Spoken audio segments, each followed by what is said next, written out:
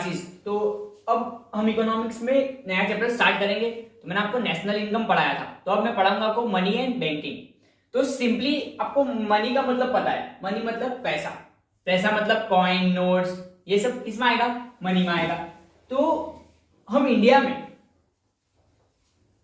कोई भी चीज खरीदने के लिए किस चीज का इस्तेमाल करते हैं, पैसे का। तो नॉर्मली इंडिया में आप रुपीज यूज करोगे, अगर आप यूएसए में तो आप डॉलर यूज करोगे, अगर आप कहीं और हो जैसे कि यूरोप में हो तो आप यूरो यूज करोगे। तो ऐसे अलग अलग कंट्री में मनी अलग अलग तरीके का होता है, मतलब commonly accepted as a medium of exchange, मतलब commonly accepted as a medium of exchange, मतलब आप जिस भी ज्योमेट्री एरिया में हो उस एरिया में जो कॉमनली एक्सेप्टेड वो वैल्यू हो कमोडिटी, उसको आप क्या करोगे, ऐसा यूज ऑफ उसको आप बोलोगे मनी।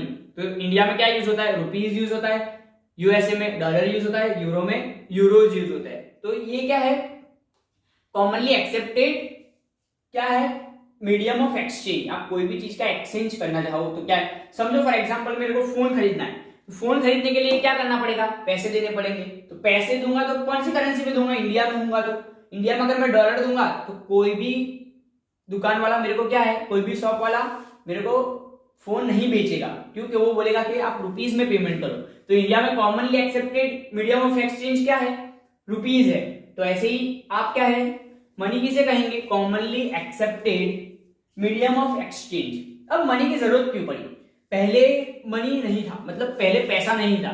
तो पहले क्या करते थे, बार्टर सिस्टम, जो आपने प्रीवियस क्लासेस है उसमें आपने पढ़ा हुआ है। तो क्या है, बार्टर सिस्टम में क्या होता था, मेरे को ये बुक चाहिए, फॉर एग्जांपल मेरे को बुक चाहिए कौन सी, ये वीके ओरे की इंट्रोडक्शन टू मैक्रो इकोनॉमिक चाहिए। तो वीके ओरे की अगर इंट्रोडक्शन टू मैक्रो इकोनॉमिक मेरे को बुक चाहिए तो मेरे को क्या करना पड़ता था पहले, अगर फॉर एग्जांपल अभी मनी नहीं है तो मेरे को ये बुक चाहिए, तो मेरे को क्या करना पड़ेगा, जो चीज मेरे पास है, फॉर एग्जांपल मेरे पास है मार्कर्स है, अब मेरे को बुक्स खरीदनी है, बट मेरे पास सिर्फ मार्कर है, तो मैं क्या करूंगा, मार्कर उनको दूंगा और उसके बदले में बुक्स दूंगा। तो क्या है, एक्सचेंज ऑफ कमोडिटी, मतलब एक कमोडिटी के लिए दूसरी कमोडिटी का एक्सचेंज करना। तो इसको क्या कहेंगे, बार्टर सिस्टम ऑफ एक्सचेंज। अब मैंने आपको क्या पूछा था, क्वेश्चन एक पूछा था, याद रखना, कि मनी की जरूरत क्यों पड़ी, ये आप याद रखना। तो आप बार्टर सिस्टम हम पहले समझेंगे, फिर मैं आपको उस सवाल का जवाब दूंगा। तो क्या है, barter system of exchange.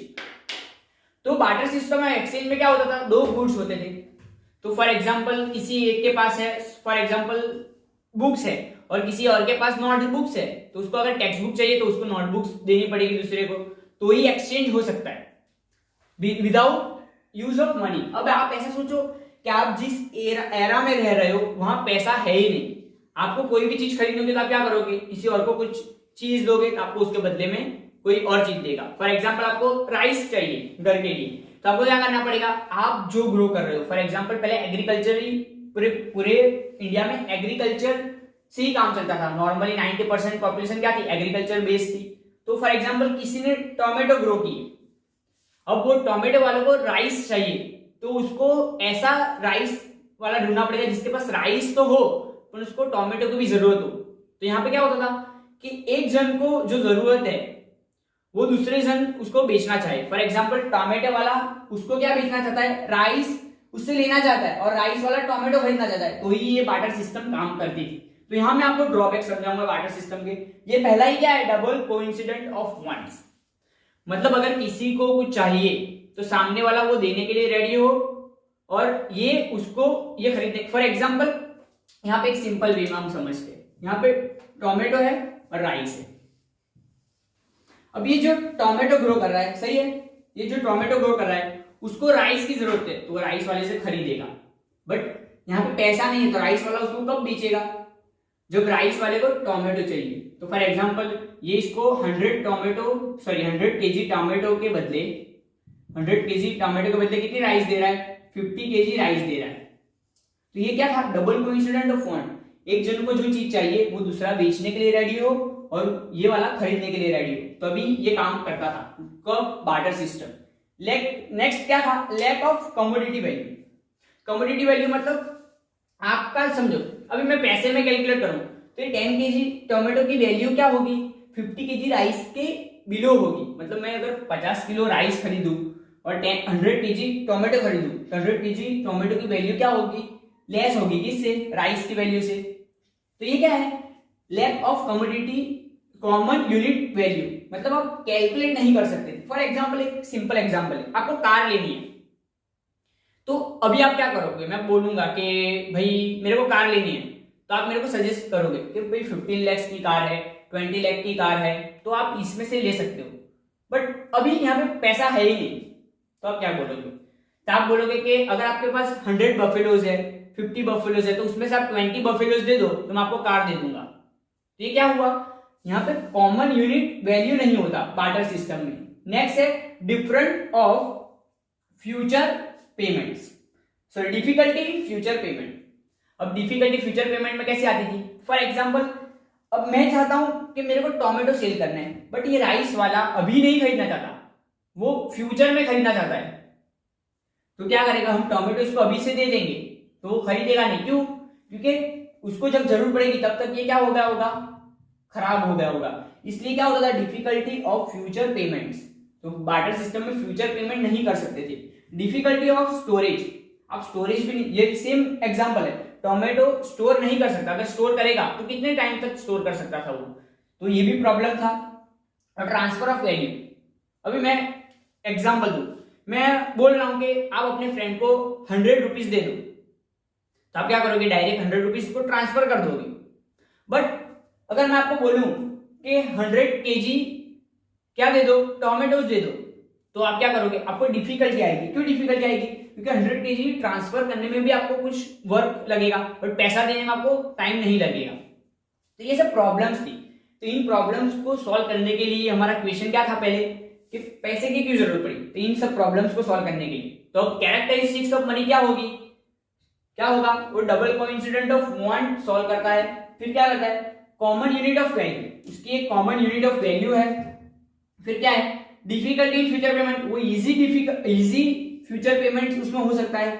Storage भी कर सकते हैं, आप बैंक में पैसा सेव करते हो, आप बैंक में टोमेटो सेव नहीं कर सकते, राइस सेव नहीं कर सकते, बट पैसा सेव कर सकते हो। और ट्रांसफर ऑफ वैल्यू भी हो सकती है, आप पैसा किसी और को भी ट्रांसफर कर सकते हो। तो ये क्या था, simple introduction of money and drawbacks of barter system. तो ये आपको पूछ सकते हैं। अब यहाँ पे 1 मार्क्स के लिए है ये क्या, फॉर्म्स ऑफ मनी। तो fiat money and fiduciary money. तो फेट मनी का मतलब क्या होता है, मनी इशूड बाय ऑर्डर, मतलब किसी के ऑर्डर पे इशू हो या ऑथोरिटी ऑफ गवर्नमेंट।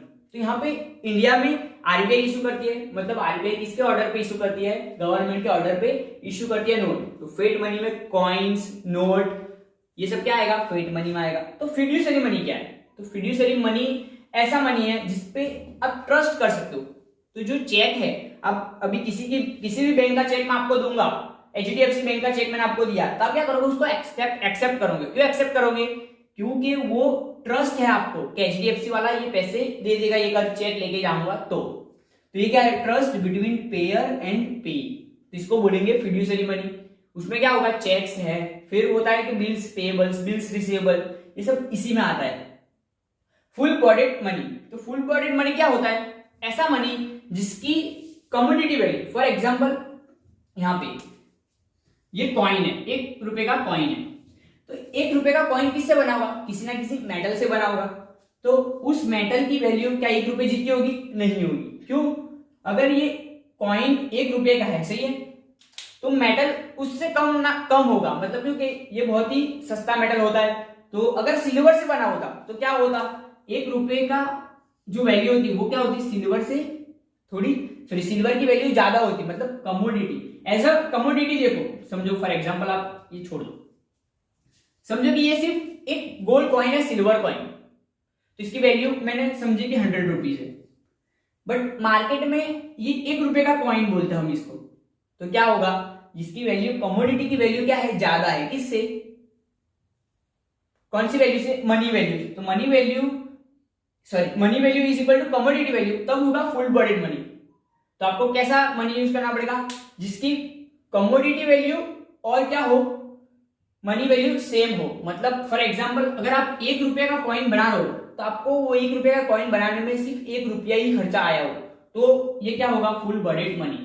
और क्रेडिट मनी क्या होता है, जिसमें मनी वैल्यू ज्यादा हो, मतलब फॉर एग्जांपल पेपर नोट है 100 रुपीज की, ये क्या आप अगर ये पेपर सिर्फ पेपर होता और ये मैं लेके जाता तो क्या 100 रुपीज मिलते मेरे को उस पे? नहीं मिलते। क्यों? क्योंकि कमोडिटी वैल्यू, पेपर एक कमोडिटी है, उसकी वैल्यू क्या है, 100 रुपीज से कम है। फॉर एग्जाम्पल वो 50 पैसे का भी नहीं होगा, तो चलो 1 रुपीज का है तो 1 रुपीज, बट यहाँ पे मनी वैल्यू क्या है, money value is greater than commodity value, तो ये क्या है, क्रेडिट मनी। तो आज के लिए हम इतना ही रखेंगे, क्या है, मनी, बार्टर सिस्टम, ड्रॉबैक्स, और ये फिर से बोल रहा हूं कि जो बार्टर सिस्टम के ड्रॉबैक्स है वही क्या है, मनी की कैरेक्टरिस्टिक्स है। क्यों? क्योंकि बार्टर सिस्टम के सभी ड्रॉबैक्स कौन सॉल्व करता है, मनी सॉल्व करता है। और ये क्या है, फॉर्म्स ऑफ मनी, कौन से फॉर्म्स है, fit money, fiduciary money, full bodied money and credit money. अब नेक्स्ट वीडियो में हम आगे करेंगे।